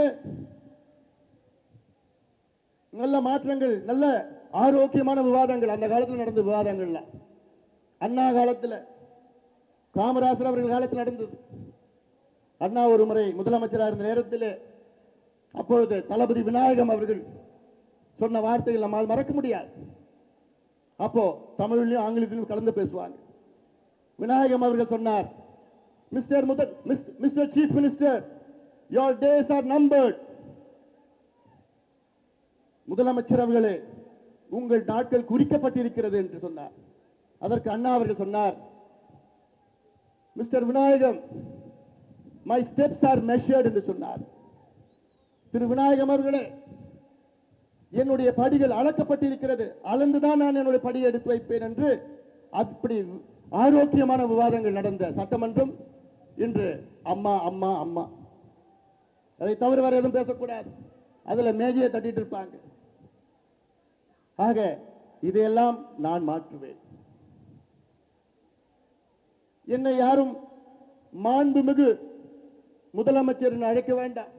நம்ம ஆட்சியில் மாண்புமிகு யாரும் அழைக்க வேண்டாம். அன்புமணி அவர்களே அப்படின்னு கூப்பிட்டா போதும். இல்ல டாக்டர் அன்புமணின்னு கூப்பிடுங்க. எனக்கு படிச்ச வாங்கின பட்டம் அது. வரிசையா எங்கன்னா வெளியில போனா 10 அடிக்கு ஒரு போலீஸ், அதெல்லாம் நிச்சயமா வேண்டாம். நாங்க செய்ய போறது கிடையாது. எளிமையா நாங்கள் இருப்போம். மக்களை உங்களை வந்து நான் சந்திப்பேன். நீங்க முதலமைச்சர் சந்திக்க வேண்டாம். உங்கள் வீட்டுக்கு வருவேன், உங்க தெருவுக்கு, உங்கள் ஊருக்கு, உங்கள் மாவட்டத்திற்கு நான் வருவேன். என்னால் முடியும். இந்த தமிழ்நாட்டில் வேற யாரால முடியாது. என்னால முடியும். போன மாசம் தான் சென்னையில 10 கிலோமீட்டர் மேரத்தான் நான் ஓடினேன். 10 கிலோமீட்டர் நான் ஓடினேன். அதனால என்னால முடியும். ஒவ்வொரு மாதமும் ஒவ்வொரு மாவட்டத்தில் அமைச்சரவை கூட்டத்தை நான் நடத்துவேன். இந்த மாதம் காஞ்சிபுரத்தில், அடுத்த மாதம் கன்னியாகுமரியில், அடுத்த மாதம் கோயம்புத்தூர்ல, அடுத்த மாதம் தஞ்சையில், அடுத்த மாதம் தருமபுரியில், இப்படி ஒவ்வொரு மாதம் ஒவ்வொரு அமைச்சரவை கூட்டம் நான் அங்கே நடத்துவேன். அங்கே சென்று முதலமைச்சர் மற்றும் அத்துணை அமைச்சர்களும் அந்த மாவட்டத்துக்கு சென்று 2 நாட்கள் அங்கேயே சுற்றி அங்கே மக்களுடைய பிரச்சனைகளை கண்டறிந்து மக்களை நேரடியாக சந்திப்போம். நாங்கள் இப்படி பல நிர்வாக சீர்திருத்தங்களை நான் செய்வேன். எங்களால் செய்ய முடியும். இன்னும் சொல்ல போனா என்னால் மட்டும்தான் முடியும். வேற யாரால முடியாத காரணம் அவர்களுக்கு தெரியாது. அடுத்து முன்னேற்றம். முன்னேற்றத்தில் பட்டியலில் இருப்பது முதல் கல்வி. ஒரு நாடு முன்னேற வேண்டும் என்றால் அதற்கு ஒரே வழி கல்விதான். ஆனால் இங்கு தமிழ்நாட்டிலோ கல்வி, நல்ல கல்வி கிடையாது, நல்ல திட்டங்கள் கிடையாது, நல்ல திறன் சார்ந்த கல்வி கிடையாது, தகுதியான கல்வி கிடையாது, சீரான கல்வி கிடையாது. இதையெல்லாம் மாற்றி நல்ல சிபிஎஸ்இ தரத்திற்கு கல்வியை நாங்கள் உயர்த்துவோம். நான் பல கூட்டங்களில் சொல்லியிருக்கின்றேன், உங்களுக்கு தேவையில்லாத இலவசங்களை நான் கொடுக்க மாட்டேன். உங்களுக்கு நான் மிக்சி கொடுக்க மாட்டேன், கிரைண்டர் கொடுக்க மாட்டேன், ஃபேன் கொடுக்க மாட்டேன், டிவி கொடுக்க மாட்டேன், ஆட்டுக்குட்டி, இப்படி எந்த பொருளும் நான் உங்கள் கையில் கொடுக்க மாட்டேன். மாறாக உங்களுக்கு நான் கல்வி சேவையாக இலவசமாக நான் கொடுப்பேன். உங்களுக்கு சுகாதாரம் சேவையாக இலவசமாக நான் கொடுப்பேன். படித்த பிள்ளைகளுக்கெல்லாம் வேலை வாய்ப்பை நான் உருவாக்குவேன். உங்கள் கையிலே பொருளா கொடுக்க மாட்டேன், ஆனால் சேவையாக நல்ல தரமான கல்வியை கொடுப்பேன். நினைத்து பாருங்கள். உங்களை நான் கையேந்த விட மாட்டேன். உங்களை நான் சுயமரியாதையோடு தன்மானத்தோடு நான் வாழ வைப்பேன். என்னால் முடியும். தமிழன் என்று சொல்லடா, தலை நிமிர்ந்து நில்லடா. ஆனா இன்னைக்கு எத்தனை தமிழன் தலை நிமிர்ந்து நின்றுட்டு இருக்கான், தலை குனிஞ்சிட்டு இருக்கான், போதையில சுயமரியாதை இழந்துட்டு இருக்கான். பொங்கல் அப்ப பார்த்தா 2 அடி கரும்பு 100 ரூபாய், 1 கிலோ அரிசிக்கு 1 கிலோமீட்டர் கியூல நின்றுட்டு இருக்காங்க. நான் அவங்களை தப்பு சொல்ல மாட்டேன். நான் தப்பு சொல்றது 50 ஆண்டு காலம் ஆட்சி செய்த 2 கட்சியும் வெட்கக்கேடு. அதனாலதான் நான் சொல்லிட்டு இருக்கேன், இவங்க 2 பேரும் ஒழிங்க போதும், இவர்கள் ஆட்சி செய்தது போதும், இவர்களுக்கு வாய்ப்பு கொடுத்தது போதும், இவர்களால் எந்த நன்மையும் தமிழ்நாட்டுக்கு வர போவது கிடையாது. இதை நீங்கள் புரிந்து கொள்ளுங்கள். ஒரு துளி நன்மை கிடையாது. இந்த 2 கட்சியும் அடுத்த 50 ஆண்டு காலம் தமிழ்நாட்டை ஆட்சி செய்தாலும் எந்த நன்மையும் உங்களுக்கு கிடைக்காது. நான் கேரண்டி சொல்றேன். காரணம் அவர்களுக்கு தெரியாது. நான் உலகத்தில் 60 நாடுகளுக்கு நான் சென்றிருக்கின்றேன். அந்த நாட்டில் உள்ள முன்னேற்றங்கள் இங்கே வர வேண்டும் என்ற எனக்கு ஆதங்கம், எனக்கு வெறி இருக்கிறது. அதற்கு நீங்கள் எல்லோரும் வாய்ப்பு ஒன்று கொடுங்கள். நம் ஆட்சியிலே ஒரு பைசா கட்டணமோ நன்கொடையோ இல்லாத ஒரு கல்வியை நான் உங்களுக்கு கொடுப்பேன். சிபிஎஸ்இ தரத்திற்கு கல்வியை நான் கொடுப்பேன். சுமை இல்லாத கல்வியை நான் கொடுப்பேன். விளையாட்டு பொருந்திய நான் கல்வியை உங்களுக்கு கொடுப்பேன். நல்ல தரம் வாய்ந்த கல்வி, தரம் இல்லாத கல்வி இப்போ இருக்கிறது. ஒரு உதாரணம் நான் சொல்கின்றேன். சமீபத்தில் நடந்த IIT G exam, entrance exam, India முழுவதும் நடந்த அந்த பரீட்சையிலே மொத்தம் 27,000 பேர் தேர்வு பெற்றார்கள். அந்த 27,000 பேரில் 10,000 பேரை இறுதியாக தேர்வு செய்வார்கள். அந்த 27,000 பேரிலே சிபிஎஸ்இ கல்வி முறையிலே தேர்வு செய்தவர்கள் 16,000 பேர். ஆந்திரா கல்வி முறையிலே தேர்ச்சி பெற்றவர்கள் 3,000 பேர். மகாராஷ்டிரா கல்வி முறையிலே தேர்ச்சி பெற்றவர்கள் 1,800 பேர். ராஜஸ்தான் கல்வி முறையிலே தேர்ச்சி பெற்றவர்கள் 1,700 பேர். தமிழ்நாடு கல்வி முறையிலே தேர்ச்சி பெற்றவர்கள் எவ்வளவு தெரியுமா? 35 பேர். வெறும் 35 பேர். அதில் இறுதியாக தேர்வு பெற்றவர்கள் வெறும் 7 பேர். இதுவா கல்வி தரம்? இதுவா இந்த 2 கட்சிகளும் 50 ஆண்டு காலம் உங்களுக்கு கொடுத்தது? நிச்சயமாக ஒரு மாற்றம் வேண்டும், நல்ல மாற்றம் வேண்டும். இப்பொழுது கல்வி வணிகமாக மாறி இருக்கிறது. இந்த அரசாங்கத்திற்கோ இதற்கு முந்தைய அரசாங்கத்துக்கோ உங்களை பற்றி கவலை கிடையாது. நீங்க படிக்காம அப்படியே இருக்கணும். படிச்சீங்கன்னா நீங்க விவரமாயிடுவீங்க. விவரமாயிட்டீங்கன்னா நீங்க அவங்களுக்கு ஓட்டு போட மாட்டீங்க. அதனாலதான் திமுக, அண்ணா திமுக உங்களை கல்வி அறிவில்லாத, வாழ்க்கையில் முன்னேற்றம் அடையாத, நீங்க எல்லாம் பணக்காரராக கூடாது, ஏழையா இருக்கணும், குடிகாரர்களா இருக்கணும், இலவசத்துக்கு கையேந்தணும், சினிமா கலாச்சாரத்தில் சினிமா பேனர் ஓட்டணும், போஸ்டர் அடிக்கணும். இதுதான் இந்த 2 கட்சியினுடைய கலாச்சாரம். நிச்சயமாக இந்த மாற்றங்கள் எல்லாம் நமக்கு தேவை. இது வித்தியாசமான மாற்றங்கள். காரணம், நான் உலகளவிலே பல நாடுகளுக்கு சென்று அந்த நாட்டில் உள்ள கல்வியை பற்றிலாம் நான் பார்த்திருக்கின்றேன், படிச்சிருக்கின்றேன். எனக்கு நன்றாக தெரியும். அந்த முன்னேற்றங்கள் எல்லாம் இங்கே கொண்டு வர வேண்டும். என்னுடைய கனவு, ஒரு பள்ளிக்கூடம் சென்றால் அங்கே வகுப்பறையிலே wifi technology, digital classroom, virtual classroom, பிள்ளைங்கள்லாம் கையில் ஐபேட் தூக்கிட்டு போவானுங்க. அதுல அந்த ஐபேட்ல ஒரு மென்பொருள் இருக்கிறது, சாஃப்ட்வேர், இ பேக்ஸ் ஒரு சாஃப்ட்வேர். அதுல பாத்தீங்கன்னா வீட்டில் போய் நல்லா படிக்கலாம், ஹோம்ஒர்க் வீட்டில் செய்யலாம். இப்படி ஒரு ஆரோக்கியமான ஒரு கல்வி முறையை என்னால் கொண்டு வர முடியும். இப்பொழுது கல்வி வணிகமாக மாறி இருக்கிறது. அந்த காலத்தில் 1960 கோத்தாரி கமிஷன் பரிந்துரையிலே ஒரு நாட்டில் 6 விழுக்காடு, ஒரு நாட்டினுடைய உற்பத்தியில் ஜிடிபியில் 6 விழுக்காடு கல்விக்கு ஒதுக்க வேண்டும் என்று. தமிழ்நாட்டினுடைய ஜிடிஎஸ்பி மொத்தம் பார்த்தீர்கள் என்றால் 9 லட்சம் கோடி. 9 லட்சம் கோடி 6 விழுக்காடு எவ்வளோ என்று பார்த்தீர்கள் என்றால் கிட்டத்தட்ட 60,000 கோடி. இன்று கல்வித்துறைக்கு ஒதுக்கீடு 17,000 கோடி. அந்த 17,000 கோடியில் பார்த்தீங்கன்னா 10,000 கோடி கொள்ளடிச்சிட்டு இருக்காங்க.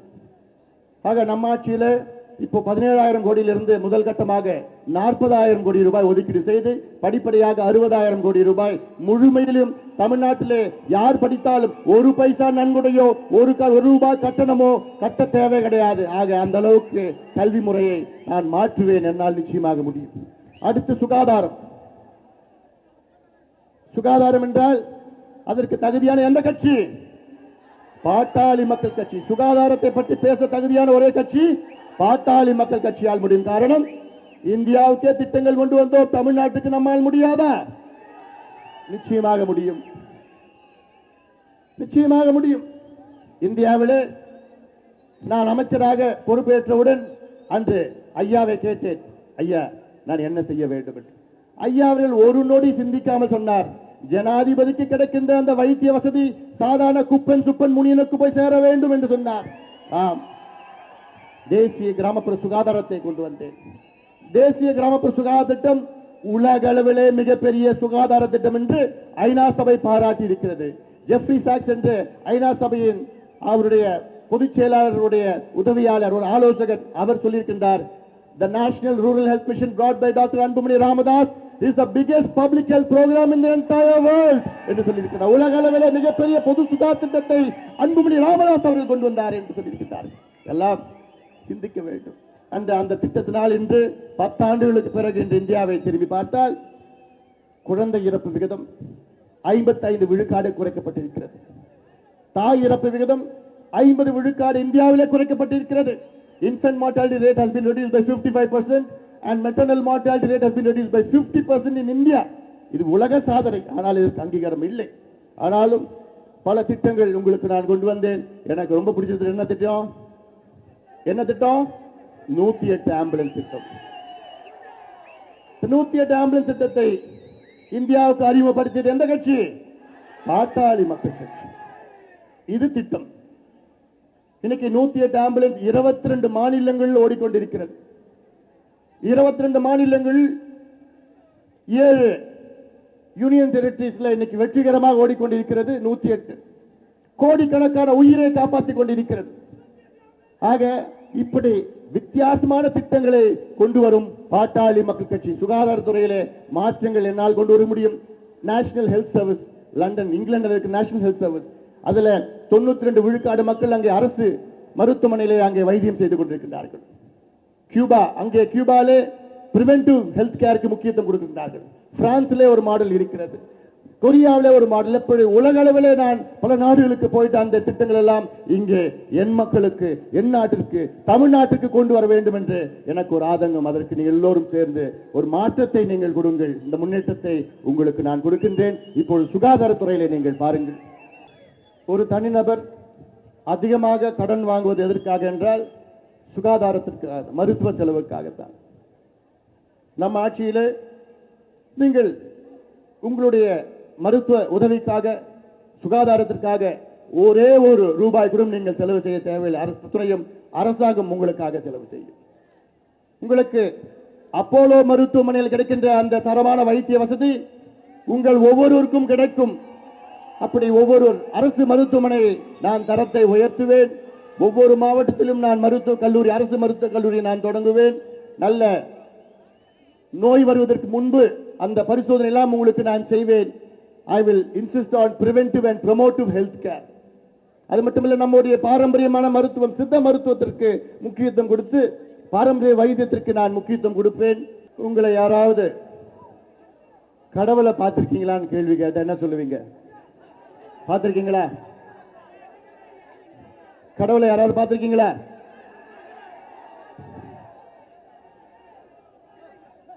கோயில்ல பார்த்திருக்கீங்களா? ஆனா கோவில்ல கடவுள் சிலை தான் இருக்கும். ஆனா நான் பார்த்திருக்கேன் கடவுளை. விவசாயிகள் ரூபத்தில் நான் கடவுளை பார்த்திருக்கிறேன்.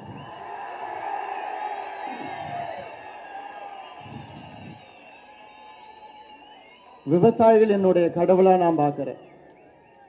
என்னுடைய அப்பா அம்மா, அதன் பிறகு விவசாயிகள் எனக்கு சோறு போடுகின்ற கடவுளா நான் பார்க்கிறேன்.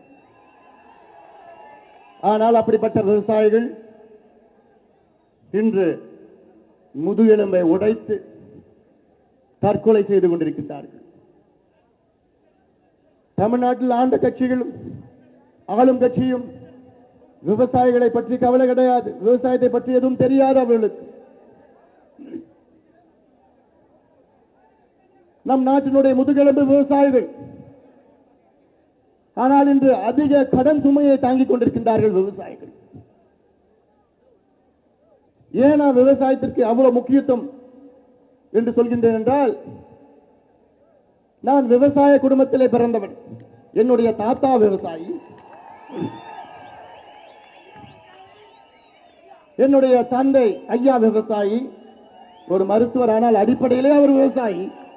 எனக்கும் விவசாயத்தில் நன்கு ஈடுபாடு இருக்கிறது. தமிழ்நாட்டிலே வேறு எந்த தலைவராவது விவசாயத்தை பற்றி தெரியுமா? கலைஞருக்கு விவசாயத்தை பற்றி தெரியுமா? அவர் வசனம் எழுதுவார். ஜெயலலிதாவிற்கு விவசாயத்தை பற்றி தெரியுமா? அவர் நடிக்கத்தான் தெரியும். வைகோ அவர்களுக்கு விவசாயத்தை பற்றி தெரியுமா? நிச்சயமா தெரியாது. விஜயகாந்த் அவர்களுக்கு விவசாயத்தை பத்தி தெரியுமா? அவருக்கும் நடிக்கத்தான் தெரியும். ஆனால் எனக்கு தெரியும். காரணம், என்னை சுற்றி இருப்பவர்கள் விவசாயிகள் தானே.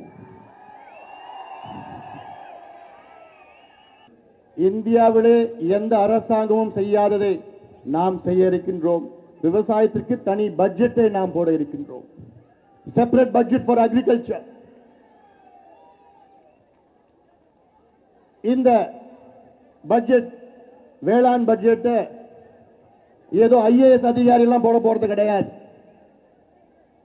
தமிழ்நாட்டில் உள்ள முக்கிய விவசாய சங்கங்களை அழைத்து 2 நாட்கள் அவர்களை ஒரு மண்டபத்தில் வைத்து, உங்களுக்குள் நீங்கள் பேசுங்கள், உங்களுக்குள் என்ன தேவைகளோ 2 நாட்களுக்கு பிறகு உங்களுடைய பரிந்துரைகளை கொண்டு வாருங்கள், அதில் கையெழுத்து போட்டு இதுதான் தமிழ்நாட்டின் விவசாய பட்ஜெட்டாக நான் அறிவிப்பேன். காரணம், இன்று விவசாயத்துறை அமைச்சருக்கு விவசாயத்தை பத்தி தெரியாது. விவசாயத்துறை செயலாளருக்கு விவசாயம் என்று என்னன்னே தெரியாது. இவருக்கு தெரியாமலே விவசாயிகளை ஏமாற்றிக் கொண்டிருக்கின்றார்கள். ஆனால் நாங்கள் அப்படி கிடையாது. விவசாயத்திற்கு முன்னுரிமை, அந்த அளவுக்கு முக்கியத்துவம் நான் கொடுப்பேன். இன்று தமிழ்நாட்டிலே கடந்த 5 ஆண்டு காலத்தில் 2400 விவசாயிகள் தற்கொலை செய்திருக்கிறார்கள். காரணம், கடன் தொல்லையால். அவர் உழைப்புக்கேற்ற ஊதியம் கிடையாது. நம் ஆட்சியிலே ஃபார்மர்ஸ் இன்கம் கமிஷன், விவசாயிகளுடைய ஊதிய குழுவை உருவாக்கி விலை நிர்ணயம் நான் செய்வேன். என்ன விலை, எப்படி இந்த விலை? இப்போ ஒரு உதாரணத்துக்கு, ஒரு டன் கரும்பு, அந்த டன் கரும்புக்கு உற்பத்தி செய்கிறது எவ்வளவு செலவாகும் தெரியுமா? 2200 ரூபாய். இது நான் சொல்லவில்லை, இது கோயம்புத்தூரில் உள்ள வேளாண் பல்கலைக்கழகத்தில் அங்க இருக்கின்ற நிபுணர்கள் சொல்கின்றார்கள். 2200 ரூபாய் விவசாயிக்கு கட்டுப்படியாக உற்பத்தி செய்கிறதுக்கு அவனுக்கு செலவாகுது. கூடுதலாக போக்குவரத்து 320 ரூபாய். நம்ம ஆட்சியில் நடக்கும் 2200 ரூபாயில 50 விழுக்காடு கூடுதலாக, அதுல கிட்டத்தட்ட 1100 ரூபாய் கூடுதலாக கொடுத்து போக்குவரத்து சேர்த்து கிட்டத்தட்ட அது 3800 ரூபாய் வரும். 4000 ரூபாய் ஒரு டன் கரும்புக்கு நம்ம ஆட்சியில நம்ம கொடுக்க போறோம். அப்ப விவசாயிக்கு நஷ்டம் வருமா? வரப்போறது கிடையாது. அதே போன்று ஒரு குவிண்டால் நெல் உற்பத்தி செய்வதற்கு விவசாயிக்கு 1424 ரூபாய் கட்டுப்படி ஆகும். நம்ம என்ன செய்ய போறோம்? அதுல 50 விழுக்காடு கூடுதலாக கொடுக்க போறோம். 50% அதுல எடுத்து கொடுத்தா 2200 ரூபாய் ஒரு குவிண்டால் நெல் விவசாயிகளுக்கு நாம் கொடுக்க போறோம். இப்படி ஒவ்வொன்றுக்கும் நாங்க செய்ய போறோம். மரவள்ளிக்கு செய்ய போறோம், மஞ்சளுக்கு செய்ய போறோம், வாழைக்கு, கொப்பரைக்கு, ஒவ்வொன்றுக்கும் நாங்கள் செய்ய போகின்றோம். இங்க தமிழ்நாட்டில் நெல்லும் கரும்புக்கும் தவிர மற்றது MSP கிடையாது. இதையெல்லாம் மத்திய அரசிடம் வலியுறுத்தி இதை கொண்டு வருவோம். ஒவ்வொரு மண்டலமாக நாங்கள் பிரிப்போம். அந்த மாவட்டத்தில் அந்த மண்டலத்தில் என்ன விளைகிறதோ சிறப்பு வேளாண் பொருளாதார மண்டலங்களை நாங்கள் உருவாக்குவோம். கன்னியாகுமரியில் ரப்பர் விளைகிறது, அங்கே சிறப்பு பொருளாதார ரப்பர் மண்டலமாக. தருமபுரியிலே, கிருஷ்ணகிரியிலே மாம்பழம், அங்கே சிறப்பு பொருளாதார மாம்பழம் மண்டலம். ஈரோட்டிலே மஞ்சள், அங்கே மஞ்சள் மண்டலம். பொள்ளாச்சியிலே கொப்பரை, அங்கே தேங்காய் கொப்பரை மண்டலம். கடலூரிலே முந்திரி மற்றும் பலா, அங்கே முந்திரி மண்டலம். தஞ்சையிலே நெல் மண்டலம். திருச்சியிலே வாழை, அங்கே திருச்சியிலும் அங்கே திருநெல்வேலி தாமிரபரணியிலும் வாழை மண்டலம் கொண்டு வருவோம். சேலத்திலே மரவள்ளி கிழங்கு, அங்கே மரவள்ளி மண்டலம் கொண்டு வருவோம். இப்படி ஒவ்வொரு பகுதியிலே என்ன விளைச்சல் இருக்கிறதோ அந்த மண்டலமாக நாங்கள் உருவாக்குவோம். அது மட்டுமல்ல, தமிழ்நாட்டிலே கூடுதலாக 3 வேளாண் பல்கலைக்கழகங்களை நாங்கள் உருவாக்குவோம். இந்த வேளாண் பல்கலைக்கழகங்கள் இஸ்ரேல் நாட்டிலுடைய டைப், நெதர்லாந்து நாட்டிலுடைய டைப். ஏனால் உலக அளவிலே இஸ்ரேல் நாட்டில் தான் அதிக வேளாண் துறையிலே விஞ்ஞான வளர்ச்சி இருக்கிறது. ஆக அந்த நாட்டிலுடைய டைப் நாங்கள் செய்வோம், தொடர்பு ஏற்படுத்துவோம். அப்படி விஞ்ஞான ரீதியிலே நாங்கள் அணுகுவோம். நவீன வேளாண்மையை நாங்கள் கொடுப்போம். மாடர்ன் அக்ரிகல்ச்சர், நவீன வேளாண்மை, இதையெல்லாம் நாங்கள் கொடுப்போம். அது மட்டுமல்ல, இயற்கை வேளாண்மைக்கு முக்கியத்துவம் கொடுப்போம். நம்மாழ்வார், மறக்க முடியுமா அவரை? இயற்கை விஞ்ஞானி, வேளாண் துறை நம்மாழ்வார். அதே போன்று அங்கே மேற்கு பகுதியிலே நாராயணசாமி நாயுடு, இவர்கள் எல்லாம் நம்முடைய முன்னோடிகள், வேளாண் துறையிலே முன்னோடிகள், விவசாய துறையிலே முன்னோடிகள். தமிழ்நாட்டிலே தொழில் வளர்ச்சி பின்னடைந்திருக்கிறது, மைனஸ்ல போயிட்டு இருக்கு. -1.3% தமிழ்நாட்டுடைய தொழில் வளர்ச்சி. வேளாண் வளர்ச்சி -12.1 விழுக்காடு. பொருளாதார வளர்ச்சி இன்றைக்கு இந்தியாவில் மிக குறைவான வளர்ச்சி தமிழ்நாட்டில் தான், 3.7 விழுக்காடு. இப்படி ஒவ்வொரு துறையிலும் பின்னோக்கி சென்று கொண்டிருக்கிறது இந்த ஆட்சியில். இப்பொழுது தொழில் மட்டுமல்ல, வேலை வாய்ப்பு. தமிழ்நாட்டிலே வேலை வாய்ப்பு மையத்திலே பதிவு செய்தவர்கள் எவ்வளவு பேர் தெரியுமா? 86 லட்சம் பேர். சமீபத்தில் ஒரு விளம்பரம் போட்டாங்க, திமுக சார்பில் ஒரு விளம்பரம் போட்டாங்க. அந்த விளம்பரத்தில் வேலை வாய்ப்பே இல்லைன்னு ஒரு விளம்பரம் போட்டாங்க. இந்த வேலை வாய்ப்பு இல்லாதது காரணம் திமுகவும் அண்ணா திமுக ரெண்டு கட்சியும் தான் சேர்த்து. திமுக 2006 ஆட்சிக்கு வந்த நேரத்தில் அப்போ எம்ப்ளாய்மெண்ட் எக்ஸ்சேஞ்சில் மொத்தம் பதிவு செய்தவர்கள் 47 லட்சம் பேர். 2011 திமுக ஆட்சி முடிவடைந்த நேரத்தில் அப்பொழுது பதிவு செய்தவர்கள் 72 லட்சம் பேர். நினைச்சு பாருங்க, ஸ்டாலின் நான் கேள்வி கேட்கிறேன், 72 லட்சம் பேர் உங்கள் ஆட்சியிலே எம்ப்ளாய்மெண்ட் எக்ஸ்சேஞ்சில் பதிவு செய்திருந்தார்கள். அப்போ நீங்க என்ன செஞ்சீங்க? அவளுக்கு வேலை வாய்ப்பு ஏன் நீ உருவாக்கல? இப்போ நீங்க எப்படி உருவாக்க போறீங்க? இப்படியெல்லாம் மக்களை இன்றைக்கு 86 லட்சம் பேர். ஆக இந்த ரெண்டு கட்சியும் நம்பின தமிழ்நாடு குட்டிச்சவரா போயிடுச்சு. தமிழ்நாடு ஐசியூல இருக்கு, இன்டென்சிவ் மெடிக்கல் யூனிட்ல இருக்கு, இன்டென்சிவ் கேர்ல இருக்கு. அதை மீட்டெடுக்க மருத்துவர் ஐயா ஒரு மருத்துவர், இந்த அன்புமணி ராமதாஸ் ஒரு மருத்துவர், இந்த ரெண்டு மருத்துவர்களும் சேர்ந்தால் நிச்சயமாக தமிழ்நாட்டு எங்களால் மீட்டெடுக்க முடியும். ஆந்திராவில் ஒரு தொழிலதிபருக்கு காலை 7 மணிக்கு ஒரு போன் வந்தது. அந்த போன்ல 7 மணிக்கு ஒருத்தர் பேசுறார், தெலுங்குல பேசுறார். வணக்கம், நான் சந்திரபாபு நாயுடு பேசுறேன். அந்த தொழிலதிபர் சொல்றாரு, எந்த சந்திரபாபு நாயுடு? யாரு? வணக்கம், நான் முதலமைச்சர் சந்திரபாபு நாயுடு பேசுறேன். நீங்க தொழில் தொடங்கணும்னு சொன்னீங்க, நிச்சயமா நீங்க தொடங்குங்க. உங்களுக்கு என்ன வேணும், என்ன அடிப்படை வசதிகள் வேணும், தண்ணீர், குடிநீர், மின்சாரம், இடம் வேணும், எல்லாத்தையும் நான் செஞ்சு கொடுக்குறேன். இதுதான் என்னுடைய நம்பர், இதுதான் என்னுடைய PA நம்பர். நீங்க எப்போனா வாங்க, வந்து நீங்க தொடங்குங்க. யார்கிட்டையும் ஒரு பைசா லஞ்சம் கொடுக்க கூடாது, கொடுக்க தேவையில்லை என்று ஒரு முதலமைச்சர் ஒரு தொழிலதிபர்களை காலையில் 7 மணிக்கு போன் பண்றார். நினைச்சு பாருங்க, இது தமிழ்நாடு நடக்குமா? இங்க இருக்கின்ற முதலமைச்சரை தலைமை செயலாளரே சந்திக்க முடியாது, அமைச்சர்கள் சந்திக்க முடியாது, மக்கள் சந்திக்க முடியாது, யாரும் சந்திக்க முடியாது. ஆனால் நம்ம ஆட்சியில் இங்கே தொழில் தொடங்குவோர், தொழில் முனைவோர்கள் எல்லாம் வாரம் ஒரு நாள் 3 மணி நேரம் முதலமைச்சரை நேரில் சந்திக்கலாம்.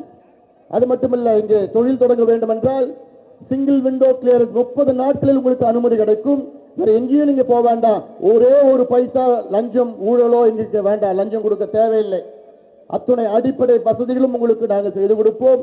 மின்சாரம் 24 மணி நேரம் மின்சாரம் கொடுப்போம், நெடுஞ்சாலைகளை கொடுப்போம். அங்கே போர்ட்ல இருந்து, சீ போர்ட்ல இருந்து, ஏர்போர்ட்ல இருந்து அத்துணை வசதிகளும் நிச்சயமாக உங்களுக்கு நாங்கள் செய்து கொடுப்போம். லேண்ட் பேங்க், நில வங்கிகளை உருவாக்குவோம். அது மட்டுமில்ல, இளைஞர்களுக்கு அதிக வேலை வாய்ப்பை உருவாக்கும். என்னுடைய நோக்கம், இன்னைக்கு தமிழ்நாட்டில் பாத்தீங்கன்னா 86 லட்சம் பேர் தான் பதிவு செஞ்சிருக்காங்க. பதிவு செய்யாத கிட்டத்தட்ட 60 லட்சம் பேர் இருக்காங்க. கிட்டத்தட்ட 1.25 கோடி இளைஞர்கள் வேலை வாய்ப்பு கிடையாது, படிச்சுட்டு இருக்கா, வேலை கிடையாது. அந்த இளைஞர்களுக்கெல்லாம் நல்ல வேலை வாய்ப்பு உருவாக்குவோம். கோஆபரேட்டிவ் கிளஸ்டர்ஸ் உருவாக்கி, நான் சொல்லியிருக்கிறேன், ஒவ்வொரு கிராமத்தில் ஒரு 10 பேர், 100 கிராமத்தில் 1000 பேர், அந்த 1000 பேரை கூப்பிட்டு வச்சு ஒரு கோஆபரேட்டிவ் சொசைட்டி உருவாக்கி, அந்த கோஆபரேட்டிவ் சொசைட்டில அந்த பகுதியில் என்ன இருக்கோ, தொழில் இருக்கா, வேளாண் இருக்கா, என்ன இருக்கோ அதுல அரசாங்கம் நிதி ஒதுக்கீடு செய்து அத்துணை பேரும் தொழில் முனைவோர்களாக நாங்கள் மாற்றுவோம். ஆண்டர்பிரினர்ஸ், யங் ஆண்டர்பிரினர்ஸ் நாங்கள் உருவாக்குவோம். இதெல்லாம் பல நல்ல திட்டங்கள் நான் வைத்திருக்கின்றேன். ஐயாவுக்கு பேசுறதுக்கு நேரம் ஆயிடுச்சு, இந்த நேரம் ஆயிடுச்சு, நீங்கள் ஐயா பேச்ச கேட்கணும். ஆனாலும் இந்த மாற்றங்கள் எல்லாம் நான் கொண்டு வருவேன். கடைசியா சமீபத்தில் சென்னையில வெள்ளம், இது மறக்க முடியாது. சென்னை மட்டும் இல்ல, கடலூர் மாவட்டம், காஞ்சிபுரம், திருவள்ளூர் மாவட்டம், விழுப்புரம் மாவட்டம் இது வெள்ளத்தால் பாதிக்கப்பட்டிருக்கும். ஆண்டுதோறும் வெள்ளம் வந்துட்டு இருக்கு. ஒவ்வொரு 10 ஆண்டு காலம் மிக கடுமையான வெள்ளம் வந்து கொண்டிருக்கிறது.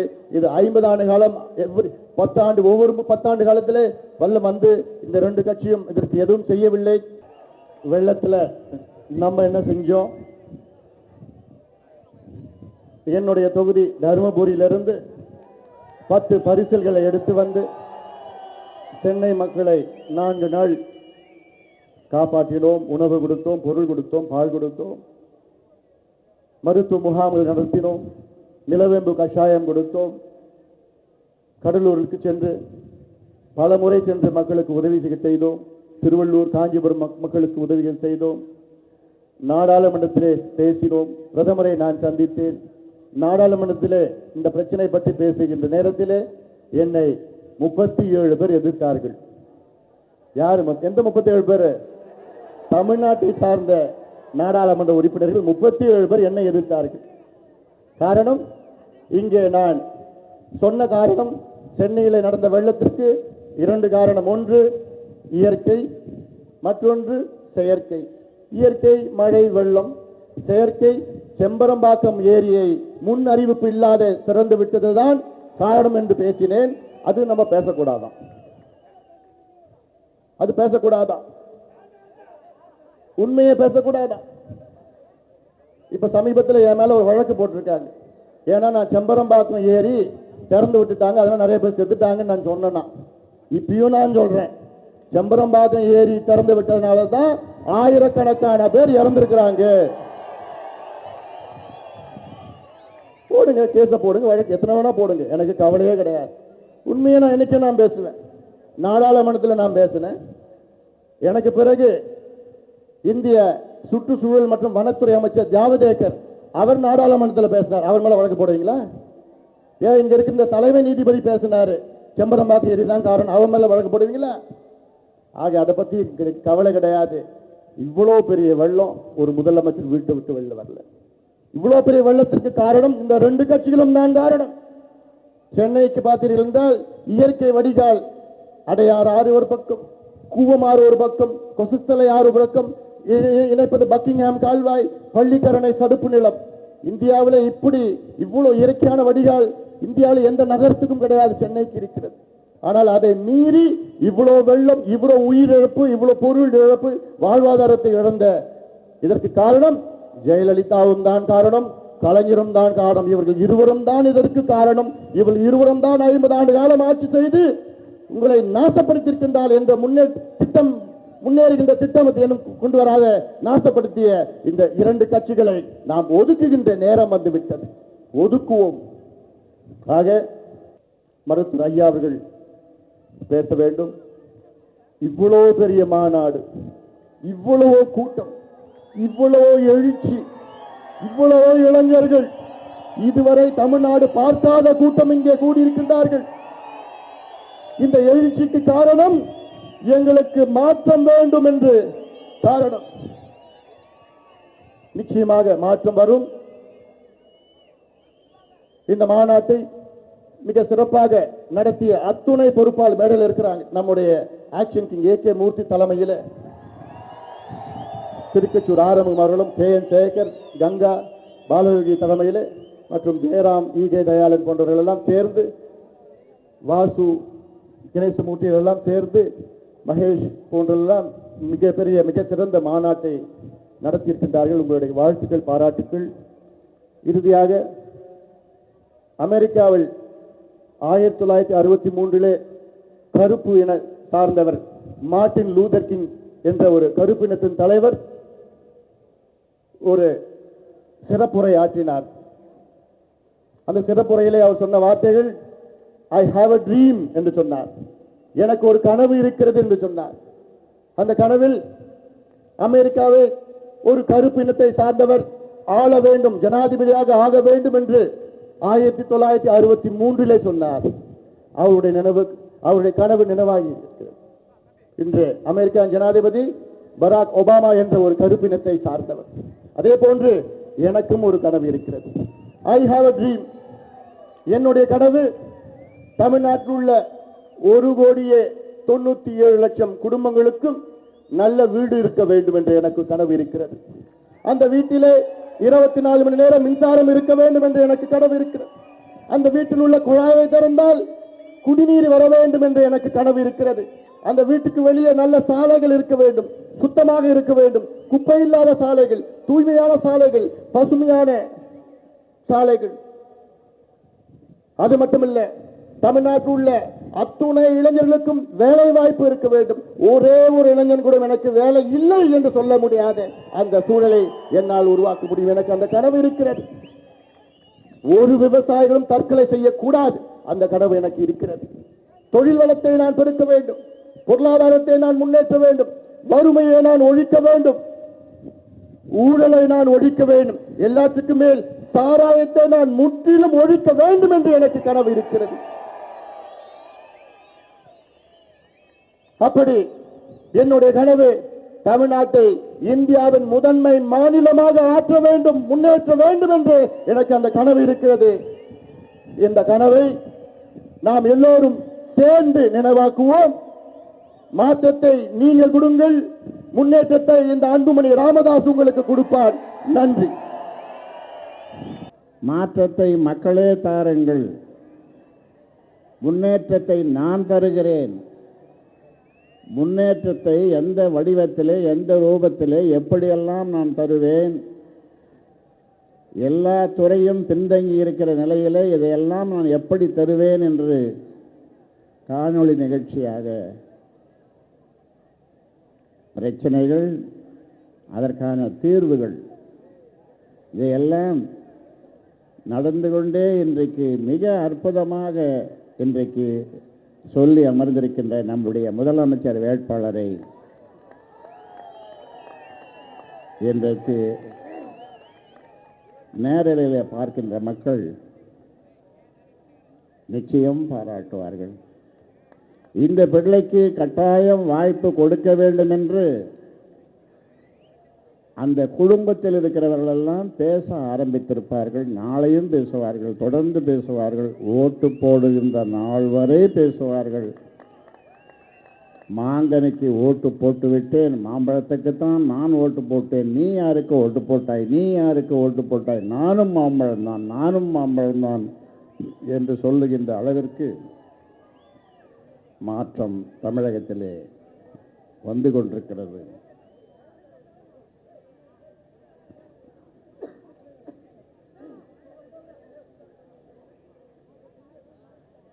தமிழ்நாட்டை பொறுத்தவரை தமிழகத்திற்கு என்று பல்வேறு சிறப்புகள், பெருமைகள் உண்டு. இந்தியாவிற்கு நல்ல பல தலைவர்களை கொடுத்தது தமிழ்நாடு. இந்தியாவிற்கே வழிகாட்டிய தலைவர்களை பெற்றது தமிழ்நாடு.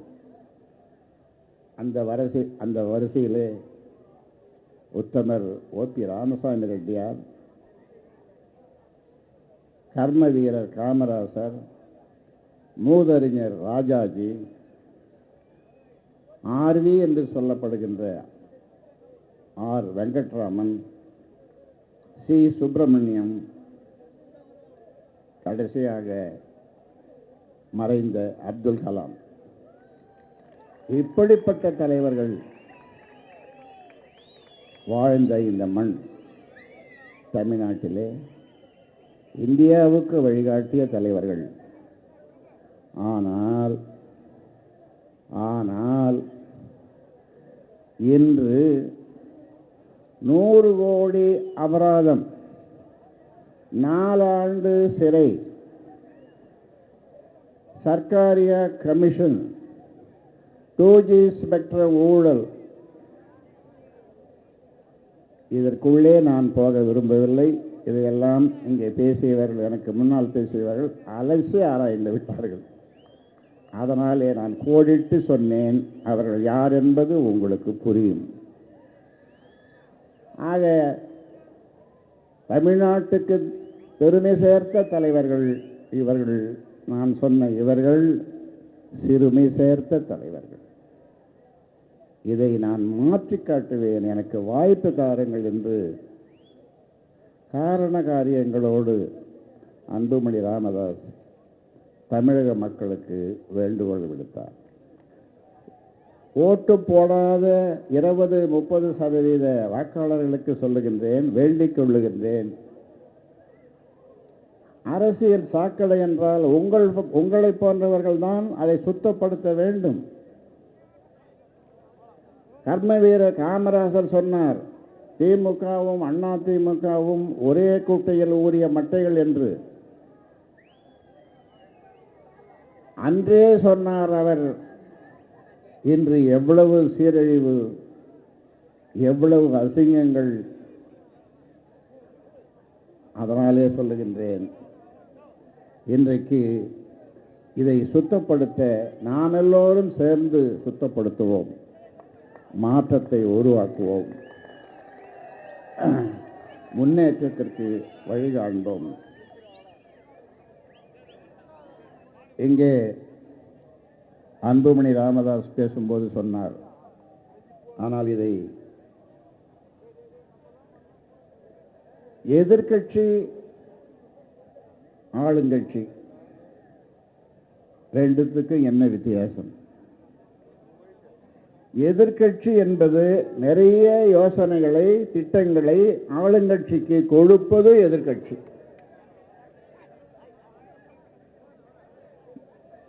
ஆளுங்கட்சிக்கு தெரியாதவற்றையெல்லாம் ஆய்ந்து அறிந்து, கேட்டு தெரிந்து, படித்து தெளிந்து கொடுப்பது எதிர்க்கட்சி. ஆனால் அப்படிப்பட்ட ஒரு இணக்கமான நிலைமை தமிழ்நாட்டிலே இருக்கிறதா? அண்ணாவுக்கு பிறகு இருக்கிறதா? இல்லவே இல்லை. ஆனால் அன்புமணி பல கூட்டங்களிலே சொல்லியிருக்கிறார். இங்கே கூட சொன்னார், 70 விழுக்காடு அவர்களுக்கு வாய்ப்பு தரப்படும், 30 விழுக்காடு ஆளுங்கட்சிக்கு தரப்படும் என்று. அங்கே சட்டப்பேரவையிலே அன்புமணியினுடைய புகழ் பாடப்படாது. அன்புமணியினுடைய புகழ் பாடப்படாது. மேசையிலே அடித்து மேசை பலவீனப்படுத்தப்படாது. அன்புமணி இப்பொழுது என்ன நடக்கிறது? அதற்குள்ளே நான் போக விரும்பவில்லை. ஒரு பிரச்சனை என்று சொன்னால், முக்கியமான ஒரு சட்ட மசோதா என்றால், அன்புமணி எதிர்க்கட்சி தலைவருடைய வீட்டிற்கு சென்று அவரோடு ஆலோசனை செய்து, அவரோடு தேநீர் அருந்திவிட்டு,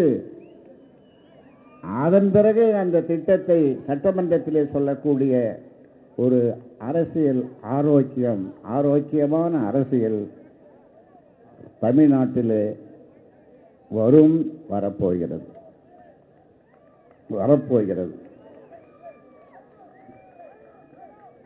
இன்னொன்று இந்த நேரத்தில் சொல்லிக்கொள்ள விரும்புகின்றேன். தமிழ்நாட்டு மக்களுக்கு ஒரு முக்கிய பிரச்சனை, தமிழ்நாட்டிலே ஒரு முக்கிய பிரச்சனை, முடிவெடுக்க முடியாமல் முதலமைச்சர் திணறுகிறார். எதிர்க்கட்சியும் சரியான யோசனையை சொல்ல முடியவில்லை. அந்த பிரச்சனையை மக்களிடம் கேட்கிறார், கருத்து கேட்கிறார். அதற்கு ஆங்கிலத்திலே ரெஃபரண்டம் என்று சொல்லுவார்கள். அந்த மாதிரியான ரெஃபரண்டத்தை இதுவரை இங்கு தமிழ்நாட்டிலே நடந்ததில்லை. ஆனால் அன்புமணி ராமதாஸ் அது போன்ற ஒரு கருத்து கேட்பை நிச்சயமாக செய்வார்.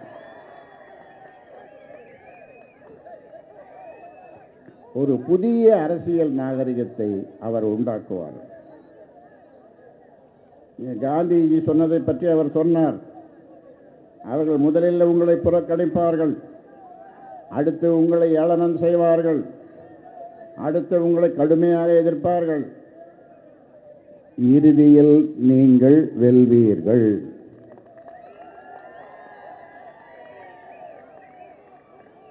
மகாத்மா காந்தி அவர்களே, இன்றைக்கு நீங்கள் இருந்திருந்தால் இதைத்தான் நீங்கள் சொல்லுவீர்கள். எங்களை பார்த்து நீங்கள் வெல்வீர்கள், பாட்டாளி மக்கள் கட்சி வெல்லும், இளைஞர் அன்புமணி ராமதாஸ் வெல்வார் என்று சொல்லியிருப்பார்.